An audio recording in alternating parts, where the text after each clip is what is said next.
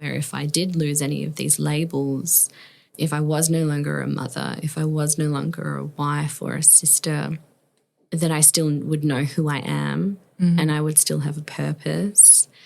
And that is something that is deeper than these kind of surface level labels, and that is something that can never be taken away.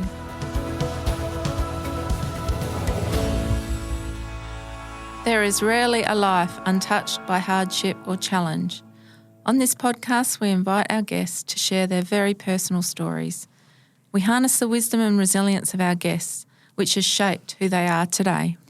Carl Rogers said, "That which is most personal is in fact most universal." Together we'll be inspired to embrace the resilience in our own stories and to gain strength in the face of adversity and have a few laughs along the way. Hi, I'm Donna. And I'm Di. We are the Double Ds, and welcome to the Discovery Diaries.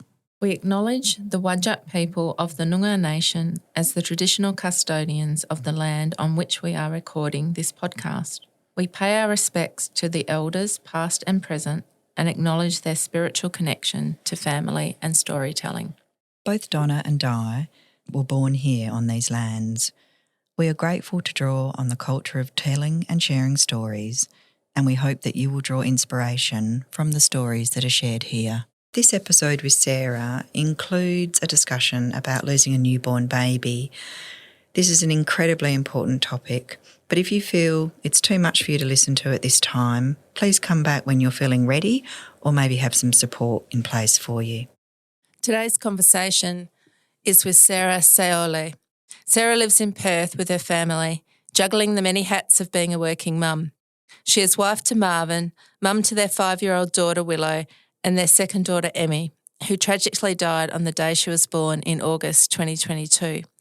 She is also a proud dog mum to their American Staffy Ghost. Over the last 4 years, Sarah has endured secondary infertility, a complicated and devastating pregnancy, the loss of a newborn and a subsequent miscarriage. Sarah hopes that in sharing her story and the story of the life and death of her daughter Emmy, she can shine a little light for families who will sadly experience pregnancy and infant loss in the future. Her hope is that families don't have to experience this kind of loss alone, and that by sharing their stories, they can find community and support in the most painful time of their lives. And Sarah, in this conversation, has left us with a lot of recommendations for resources and books that have helped her, and so we've put them in the show notes. We certainly found, Di, that Sarah's personal story had universal themes, such as the difficulty we have in our society in knowing how or whether to bring up difficult topics, such as the loss of a loved one, how to deal with grief and about dealing with grief, and how personal loss can make you into a different but a stronger person. We hope you enjoy this conversation with Sarah as much as we did and learn something from it. And if you do, please share it with someone you know or love, someone you think that might get something out of this conversation. So please welcome and enjoy this conversation with Sarah. Well, I want to welcome Sarah. Hello. Today. So Di, I've known Sarah since she was, I think, born.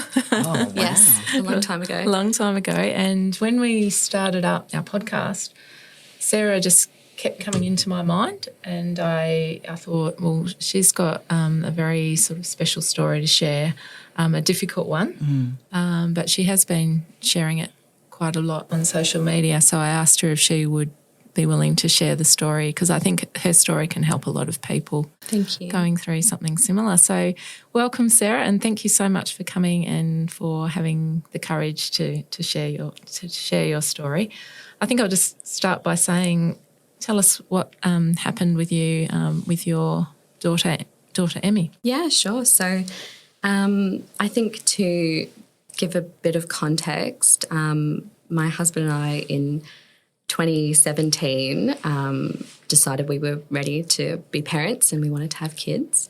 And so we did. We had our first daughter in July 2018. And is that Willow?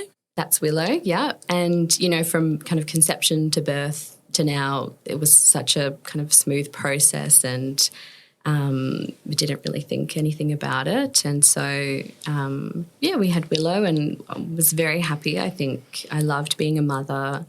I really felt like I had found this job that I was really good at and I really loved and just really leaned into being a mother to Willow. And when she was about 18 months old, we said we were ready to give her a sibling. And have another baby. And because of our experience, we just thought it would be straightforward the second time as well. But it was not. And so it took a long time to try to conceive. And exactly 2 years later, we found out that I was pregnant.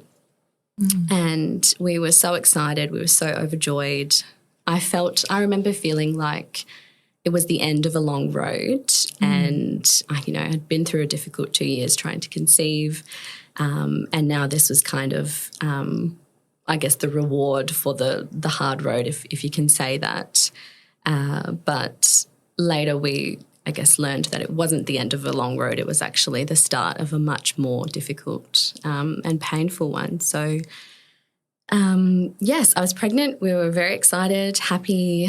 We went to our kind of 12-week scan and we did an ultrasound and we did bloods and the scan was fine and the bloods came back and our doctor said that there was a high chance that this baby would have trisomy 18 or 13, which are chromosomal abnormalities. So, Down syndrome is trisomy 21 and then it kind of goes down in numbers and it becomes more severe and more serious. And she said, you have to be prepared for the fact that this baby may have a very short lifespan. It could be days, it could be weeks, it could be months, it could be a couple of years. And I remember we were just so shocked because we just expected everything to be fine. I mean, you don't go into those things thinking that something's going to be wrong. And I didn't really know what to do with that. I didn't really know how to process it, but we had to do further testing. So we did some more blood tests and we went back to see our doctor the next week and she said, everything's fine. Your baby doesn't have trisomy 13. It doesn't have trisomy 18. And by the way, it's a girl. So we were back on cloud nine again. We were like, okay, that was just a scare. Everything's fine. Back to being elated and overjoyed. And we were thinking our daughter is going to have another little sister and we're going to have girls. And it was just, the best, most exciting time. And then kind of leading up to our 20-week scan, I just had this deep sense that there was something wrong and it wasn't really based on anything. I just felt like there was something wrong.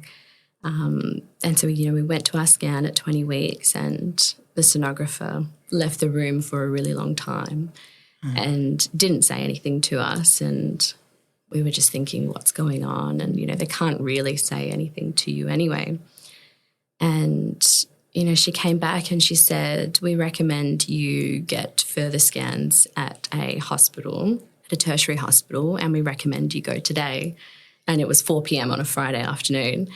And that was it. And we kind of said to her, well, why? Are there problems? And she said, yes, there are a lot of structural issues. And my husband said to her, is she small? Is the baby small? And she said, yes, she's very small. And then out the door we went and we were, again in this feeling of shock, what's going on? We really didn't know. And it took 2 weeks to get that ultrasound that we were meant to get that day. So it was a very long 2 weeks of waiting. And can you remember some of the emotions? Because it sounds like already there's a bit of a roller coaster of everything's fine and then actually I've got a gut feel that something's not fine and now I've been told I need more tests. Like that's a real roller coaster. It was a real roller coaster and we were just like, is this another scare? Or is this actually something? And what does this mean? What do structural issues mean? I have no idea. I don't understand. Is it just that she's a little bit small and she needs to grow a bit faster? What does it mean? And I remember speaking to my GP and she said, she had reviewed it and she said there are a lot of structural issues. She said, you need to prepare yourself for the fact that this baby may not survive. She said a best case situation is she will have multiple disabilities, and she will need multiple surgeries when she's born and throughout her life.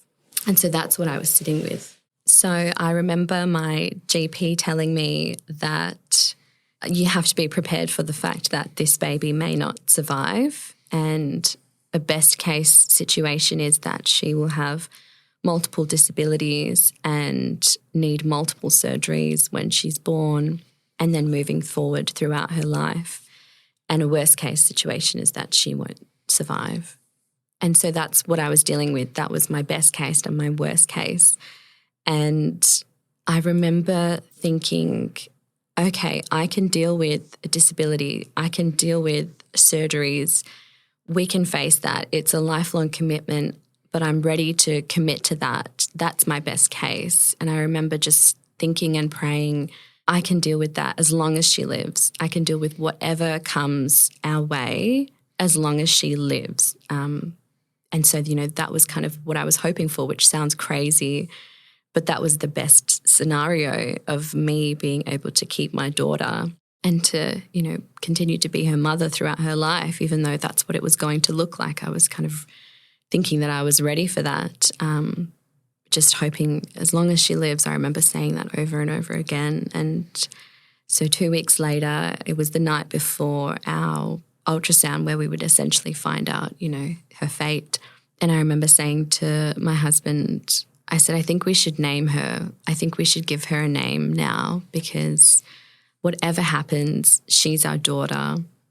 We're 22 weeks gestation. She's a fully formed child, and we love her so much. And I think it is a good time to give her a name so that we can really connect with her as a person before we know her fate. And we were lying in bed late at night, and I said, this is the name that I like, Emerson.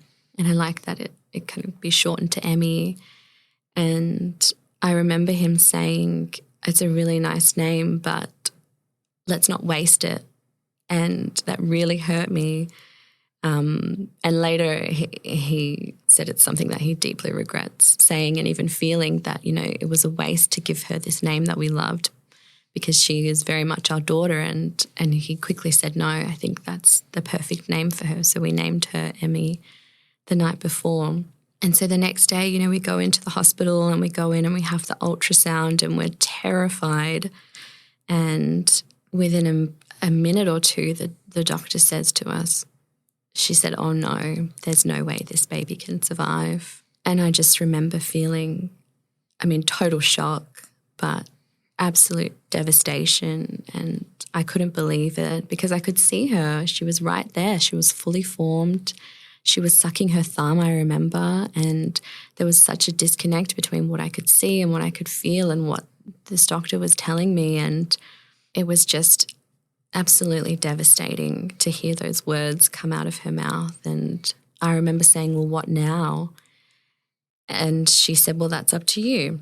She said, we can continue on and we can keep going and we will take care of you, or we can terminate the pregnancy.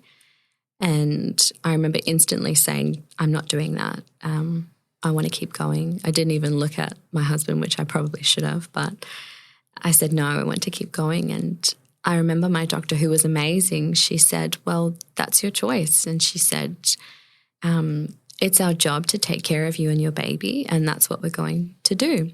And so we walked out of that hospital room, again, complete shock.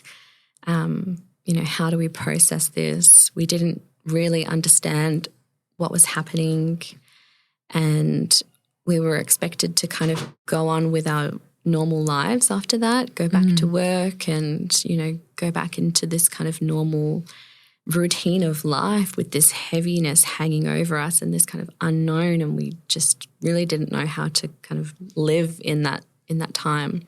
And we still didn't know what was wrong with Emmy.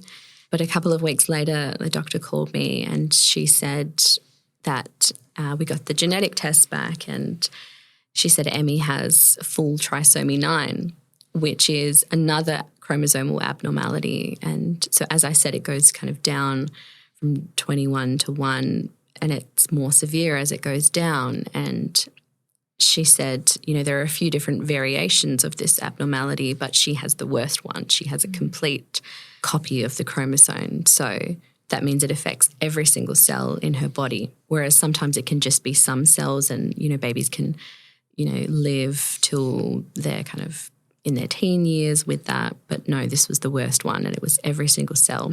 Oh, gosh, what a complete shock. It was. I'd never heard of it. And she said the geneticist kept asking and kept checking the dates because they couldn't believe that a baby with this condition had made it to 23 weeks gestation. And she said almost every case it usually results in a miscarriage before the woman even knows she's pregnant because it's just not compatible with life. And they couldn't believe it. They brought it to a case in the hospital with, her colleagues, and none of them had ever seen a case before. So they really couldn't understand how Emmy had survived this long to 23 weeks with this condition that affected every single cell in her body. And you would think that that would be devastating to me, but at the time it actually really inspired me, and it kind of stirred this fire within me because I thought she's defied medical odds already, and it's already a miracle that she's made it this far. Surely that's for a reason, and surely that's not just a random event. And I remember thinking, this girl has fought really hard to get here, and I am going to fight really hard as her mother with her until she can't fight anymore, until it's the end. And so that's what I did. And so we kept going back to our scans every 2 weeks, and my doctor said to us, you have to be prepared for the fact that she's probably not going to make it to the end of the pregnancy. And so any time that you come in, you might have lost her. And I just remember thinking, no, I had this feeling that we were going to meet her, and I just knew that she would make it to the end, again, based on nothing that my doctor or science was telling me. I just had this feeling that she'd fought so hard and that we were going to meet her. And so every week we would go into our ultrasound, and it wouldn't even cross my mind that she might have passed because I just knew that she would make it to the end. So during this period, Sarah, how did you, because obviously people knew you were pregnant, how did you cope with people commenting, oh, you're having a baby, and how did Willow go during this time? Did you tell her what was going on? Or yes. She was only 4 at the time? She was 3, kind of turning 4 at the time. So very young. It was really difficult. Firstly, telling people, people would come up to me and say, oh, congratulations, it's so exciting. They would say to Willow, you're getting the baby, this is so exciting. And it was really hard to say, yeah, but she's not going to make it. And it was just painful, and it was, friends and family, colleagues, but it was also just people in the shops that come up to you and say, oh, that's so exciting. And it was really difficult to navigate, and it was like replaying the pain over and over again every time we would tell somebody. And then you never know how they're going to react. So some people would say, oh, doctors are wrong all the time. Or they would say, I had a friend who had a problem with her baby and then it turned out fine. Or, they would just say, oh, well, miracles happen, and kind of play it off like it wasn't a really big deal. So it was really hard to navigate that. In terms of Willow, that was a really difficult decision to make. And I don't think there's a right or wrong in that situation. I think you have to know your child. For Willow, she really knew that I was pregnant, that I was going to have a baby. She was going to have a sister. And she talked so much about all the things that she would do with Emmy, and she's such a caretaker and a mother, and so she would say, you can put Emmy in my room and I'll take care of her, and I'll give her a bottle, and I'll change her nappies, and when she's here I can do this with her. And we were like, it's really not fair to let her keep thinking that's going to happen when it's not. And so we did tell her that Emmy was, when she was born, she wouldn't stay with us, that she would go to heaven. And we read her lots of books. There are really great resources around that kind of thing, and tried to explain it to her in a kind of simple way, but that she still understood that she would die and that she would no longer be with us. I think she didn't really understand the concept of, forever. I think she kind of thought for a while that she would be away for a while and then she would come back. Yeah. So, yes, that was really hard to navigate. It still is, because she still grieves her and misses her. But I remember somebody telling me that if you don't give kids an answer to something, they often create something worse in their mind, or they imagine something different that could be worse. And I thought, she's a smart 3-year-old and she's a smart 4-year-old and we have to give her an answer. It's not like she was a 1-year-old that wouldn't kind of recognise. Have to tell kids the truth. Yeah, exactly. And it was really difficult, but it was actually, really good for her. And she came, to all the things, and she really grieved her sister, I think, in a healthy way. Yeah, so it was really hard. So did Emmy make it to the end of the pregnancy? Yeah, so we got to her due date, to the 40 weeks, and she was still alive and she was still there kicking around. She'd still been growing at her own rate. Nobody could believe it. None of like it was miraculous. Yeah, none of our care team or our doctor could believe that she was still alive. And so eventually she was born. So she was born on the 29th of August. She was 6 days overdue. I gave birth to her. And, it was such a painful time, the kind of concept of delivering a baby and giving birth to a baby that her death is imminent. And it was physically painful, yes, but it was just so emotionally painful. I just, leading up to it, I was like, how am I going to do this? How can I do this? How can I give birth to this child when I know what's going to happen? And, prior to that, we had been painted a pretty horrific story, a picture of what her death would look like if she was born alive. And it was really traumatizing to hear that. And I won't go into it because it was just horrific. But so that was probably in the back of That was in the back of my mind. I was terrified, and I just remember thinking, how can I do this? How am I going to do this? But we did, and I really believe that God carried me through that experience. And so, she was born and she was alive. Wow. And we held her, and she lived for an hour and a half before she passed away. And it was actually the most beautiful experience, which sounds a bit crazy, but it was. And she died very peacefully in my arms. And none of, what we had been told would happen, none of that happened, which was such a miracle in itself. And, I just remember holding her, and she got to hear our voices. She got to hear her parents' voices. She got to, feel our touch. We got to meet her and sing to her and spend time with her. And it was so beautiful. And I remember sighing the biggest sigh of relief, because I was like, I've done my part now. I've carried this child for almost 41 weeks. And now whatever happens, it's out of my hands and it's in God's hands. And she passed away, and it was obviously devastating, but it was a very beautiful time. And I just remember thinking, and I still think, I would do this all again just for this 90 minutes with her. I don't want to, and I wouldn't wish it on anybody, but I would do it all again just to have that time with her. This podcast is brought to you by my weekly newsletter, which is Donna's Balcony Views newsletter. This is a short weekly free newsletter that I write with the theme of building resilience and improving well-being. It contains 2 things I've experienced, 2 things I've learnt from others, such as speakers, podcasts, books or articles, and a personal story from someone else about what they do for their resilience or their well-being. What I love about your newsletter, Donna, is it's really bite-sized and it's extremely easy to read. In a couple of minutes, I've got some great resources and some little tips that I might try. And I read it this morning again, and it just gave me some idea of what I could focus on, some morning questions and some evening questions, and I'm really enjoying it.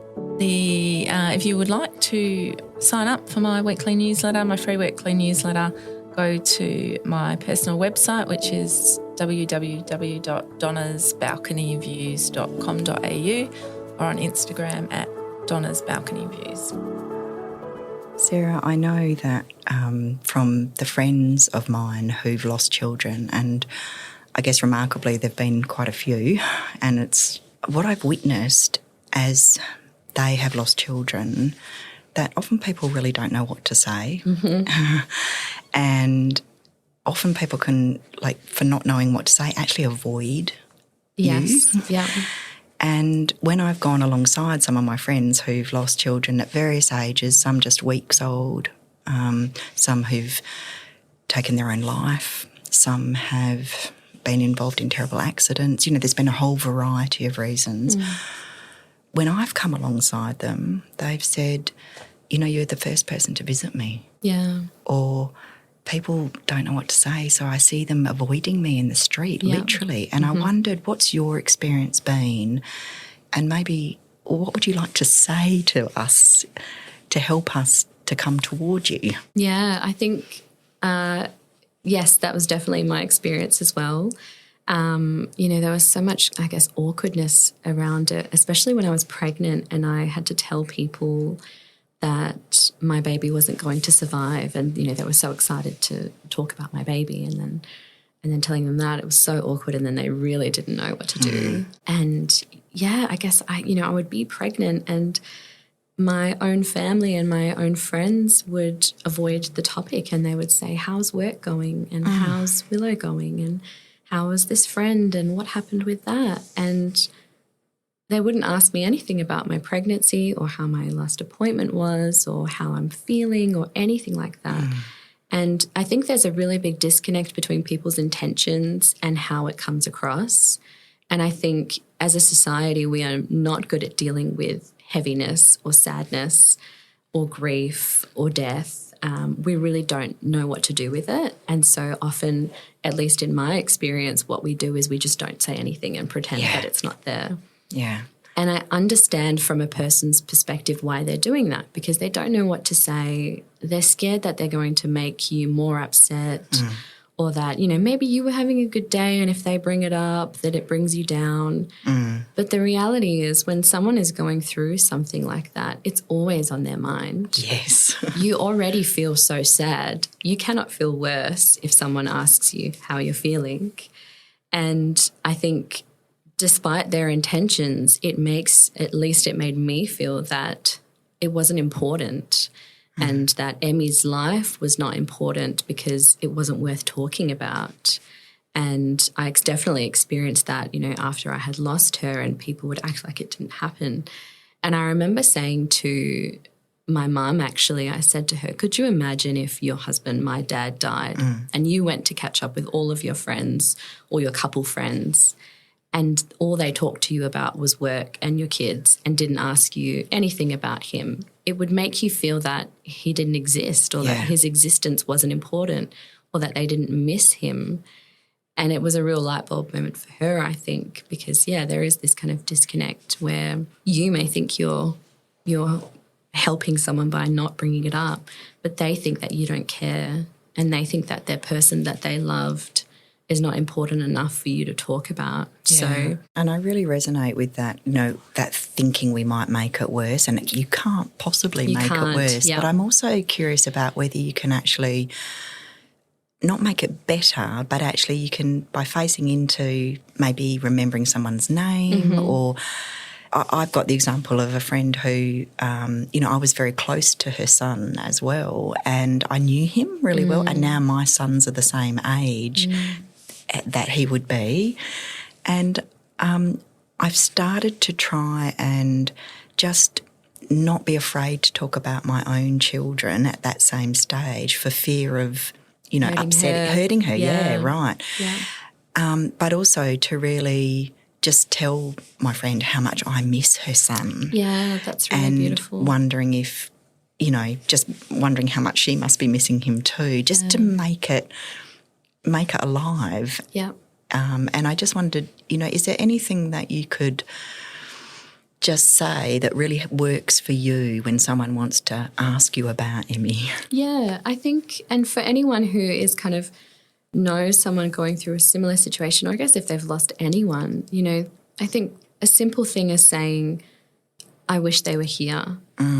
You know, it could be a Christmas, it could be a birthday, you know, a really special moment in your family or with your friends. And all you have to say is, oh, I wish, you know, Emmy was here today with us and that she would be here. That's what all you a beautiful have to say. thing. Yeah, so simple, and yet it obviously has a massive impact for you. Yeah.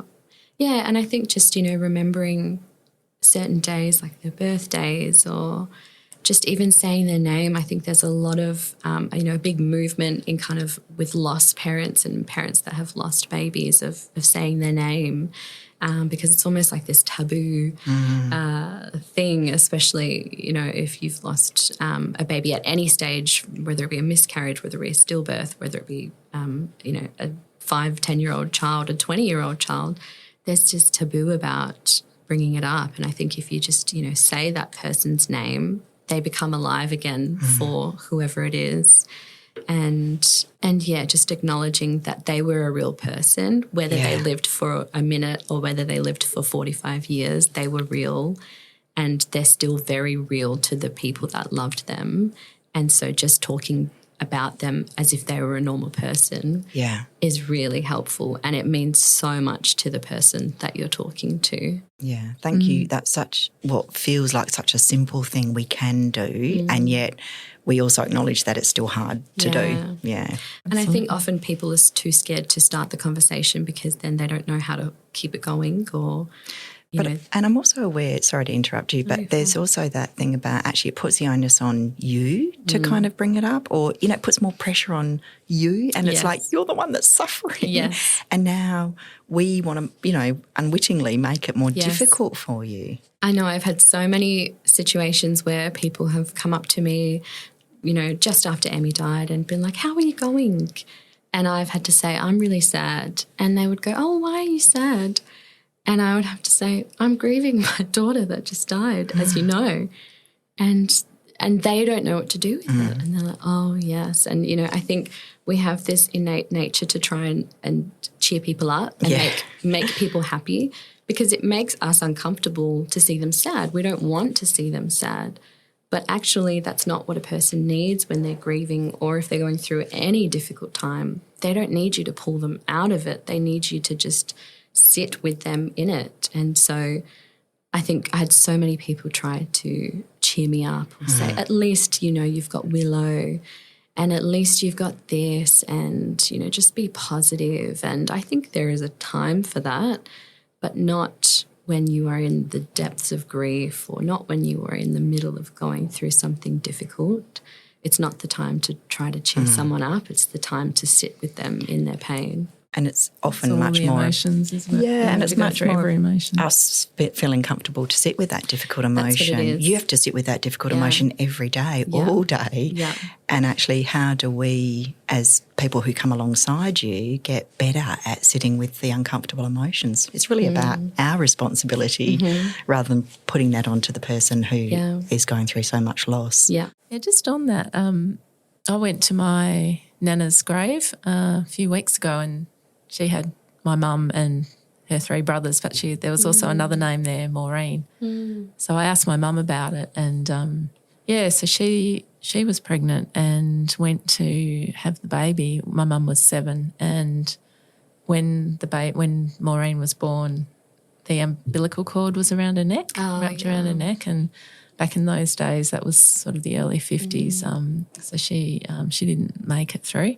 So I felt sad about that because, my mum would have had a sister, or did have a sister, but only for a brief time. And I know I've got 3 sisters, so I appreciate having sisters.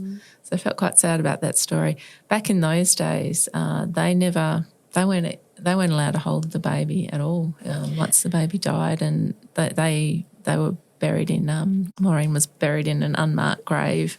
Oh gosh. So things have changed a lot. And I think that's where a lot of the taboo stems from. It's, you know, the generations before us didn't really get to acknowledge that life. And I think there were a lot of women who had miscarriages or who had stillbirth babies who didn't get to talk about it, and it wasn't something that you shared. You know, I have friends who just found out recently that their mothers had miscarriages, and it was something that they never talked about, and that's just one generation above me. And so I think it is changing. People are getting better at talking about it, but I still don't understand why it is such a taboo subject, especially miscarriage. I think people suffer silently when they experience miscarriages. I think that's so unnecessary because there are so many people that have been through it. And, you know, I suffered from a miscarriage myself after having Emmy, and I remember I told anybody that asked me because they would ask me, how are you doing? And I thought, well, why would I lie and say I'm doing well when I'm, you know, grieving another loss?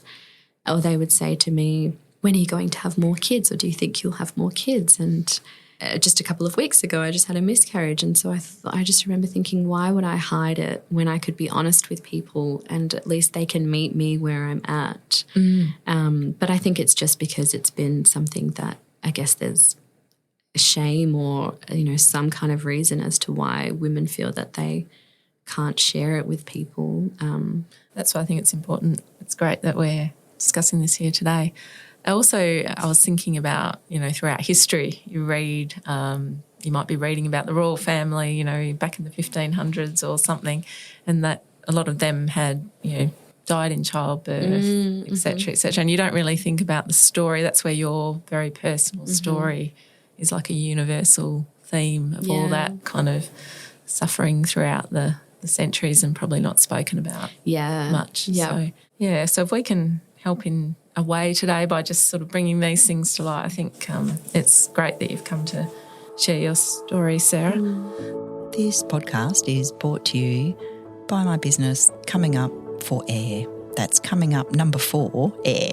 This is a business which cultivates curiosity, compassion and courage through executive coaching, workshops and leaders' retreats. Donna, you've been to one of my retreats. Yes, and I, as a senior leader, I decided to invest in myself and go for a day. It was on the weekend, a full day retreat. I'm so glad I did go. It was just what I needed in my life at that time. We spent time on our own, reflecting on questions that you gave us, Di. We spent time with others there, being creative, which I don't often get the chance to do in everyday life. And my absolute favourite part was spending some time with the horses that were on the property. The horses have such a calming effect, and I just left the retreat feeling completely rejuvenated and had time to think about some important life questions that you don't usually take the time out to think about. Thanks, Donna, and I didn't pay her to say that. I do run retreats at various times through the year, which are open retreats, ideal for leaders, just as you said, Donna, to get away from the busyness of work and life, and often we don't take this time to invest in ourselves. You can find me on Instagram or at comingup4air.com. What, looking back now, so Emmy, this all happened with Emmy in August 2022. 2022, yeah. So sort of looking back now, how has this experience shaped your life, and I guess any reflections looking back? And yeah, I think kind of in every way, you know, you don't go through something like this and come out of it the same person. And I remember thinking, this is either going to make or break me, you know, this could either turn me into a shell of a person, or this could really refine me and grow me and teach me lots of lessons. And it was really about my choice whether I was going to, you know, let it consume me and destroy me, or whether I was going to let it teach me and hopefully shape me as a person. And I think it's probably done a bit of both. But yes, I've learnt so many things, and I think, you know, a couple of things looking back, I learnt that we really don't have much control over our lives. And I think the society that we live in makes us think we do, and we go about our lives thinking that, you know, we make plans and they will happen. We set goals, we will achieve them.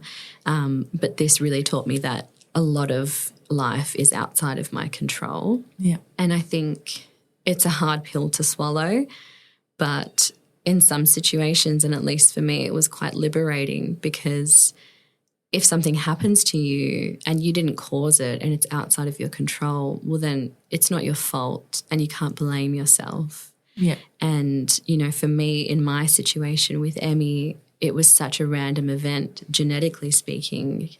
And as frustrating as that was, it was also probably a really good thing, because then I wasn't sleeping, I wasn't staying up all night thinking, did I eat something that I shouldn't have eaten, or did I accidentally drink alcohol, or, you know, what have I done to cause this, because I know that I didn't do anything to cause this. So I think it's taught me to just focus on the things that I can control in life and surrender the control of everything else, which I've actually found to be quite liberating. Yeah. I think, you know, I really thought a lot about my identity as a person.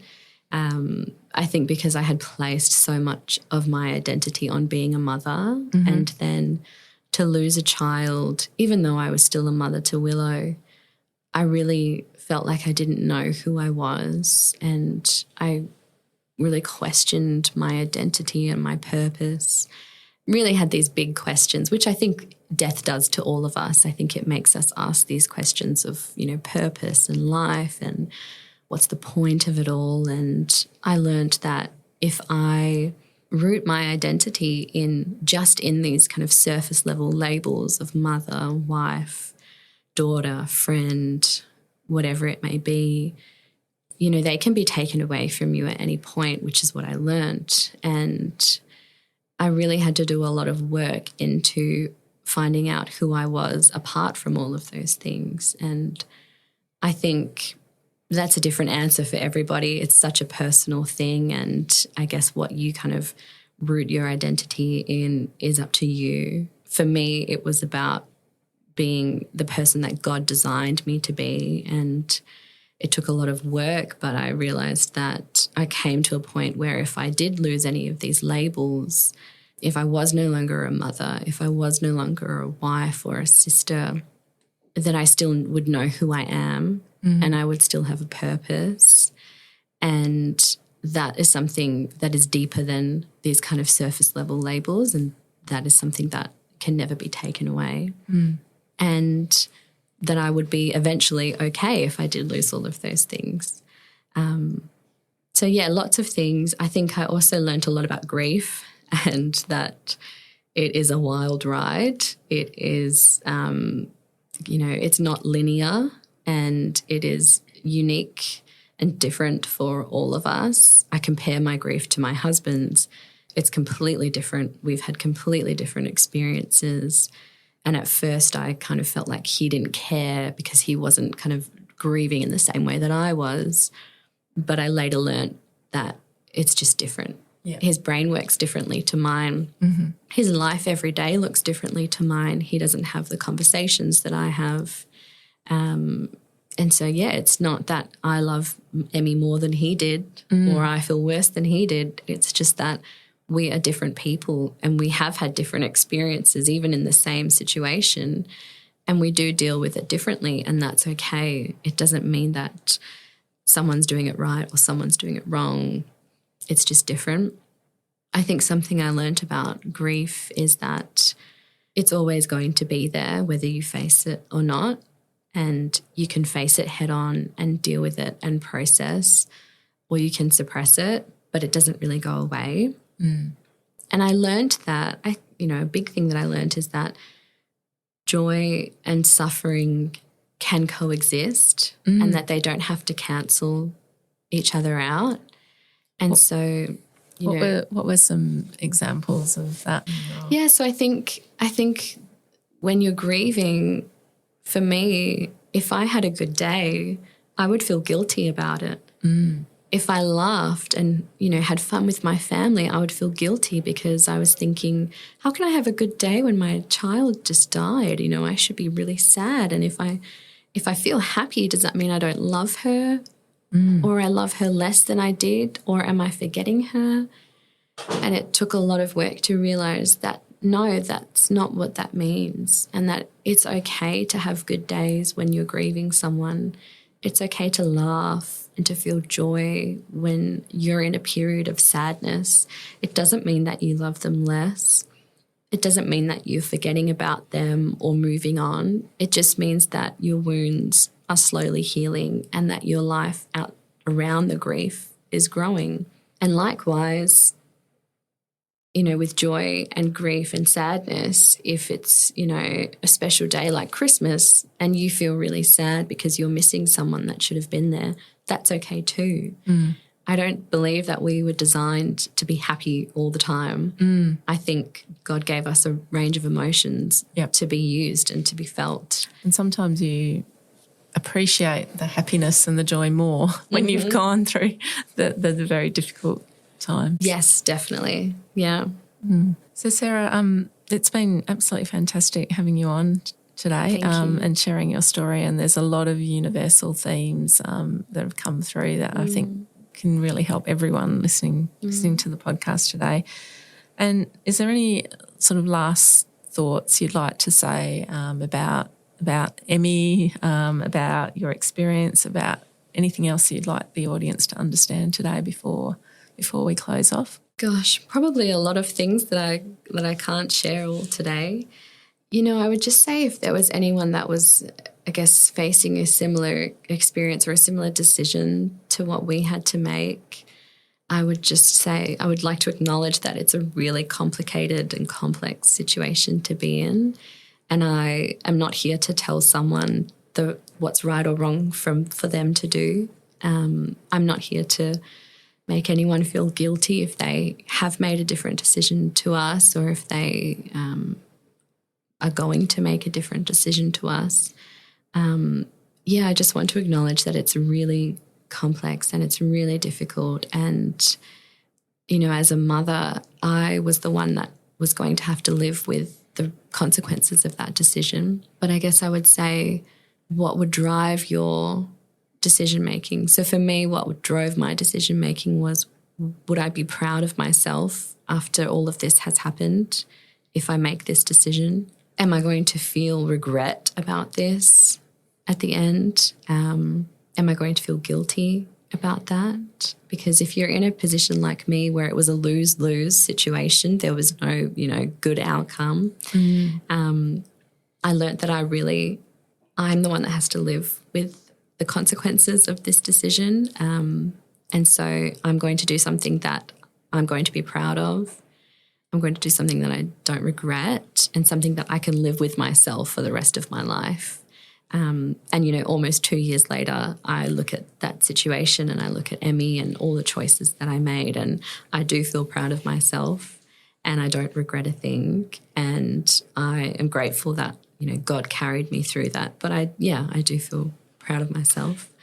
But just to acknowledge that, there is no right or wrong and it's a really complicated situation. And I just don't want anyone who listens to this and has been through a similar thing with a different outcome to feel any kind of guilt or shame, because I've been there and I know exactly how they feel and it's really difficult. Sarah, is there anything you've told us about your reflections on things and what would you like to see for the future for you and your family after you've gone through this experience? Yeah, so obviously I would love to see our family grow. That's been a desire that's been on my heart for the last 4 years, and that's what I hope for us. But I guess more than that, my hope is that we will be content with life, whatever it looks like. And I think for so long I was kind of waiting for my life to go back to normal, and I was waiting to kind of feel happy like I used to feel and to be the person that I used to be. And I remember I was reading this book called The Scars That Have Shaped Me, and there was a chapter in it and it was called When the Detour Becomes the New Path. And that was a real light bulb moment for me where I realised that my life is not going to go back to what it was. That life is gone and that person is gone, and this is my life now, and I can choose to enjoy it, even though it's not the life that I look that I hoped for, and it doesn't look like the life that I wanted it to be, it's still really beautiful and it still has so much goodness. And I've really learnt that joy, at least for me, is an attitude. It's not necessarily a response to something that makes me feel good.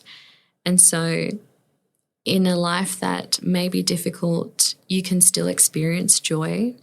And even if your life is not what you planned it to be, it can still be really beautiful and you can still find happiness and contentment.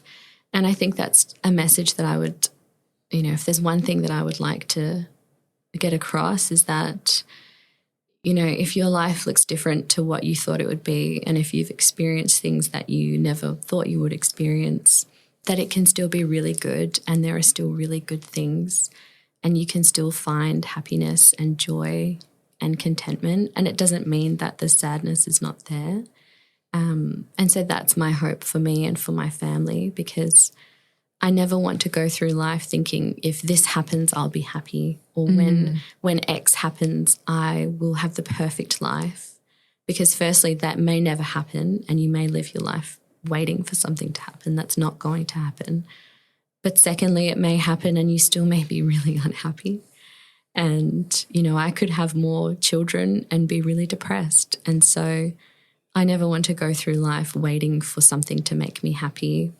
I want to go through life as it is and choose to see the good in it. And, that's my hope for me and my family. We'll see how we go with it. Yeah. It reminds me, I went to it's called the Kai Fella Ball. So Kai Fella is an organisation that helps prevent youth suicide. And the brother of Kai, the older brother, he gave a very moving speech. And one of the things he said was, I will never be the same person. I'll never be the happiest version of myself that I was before this happened. But one of the things is that I've always got my brother's sort of memory and spirit with me all the time to remind me to live with purpose and live with gratitude. Yeah.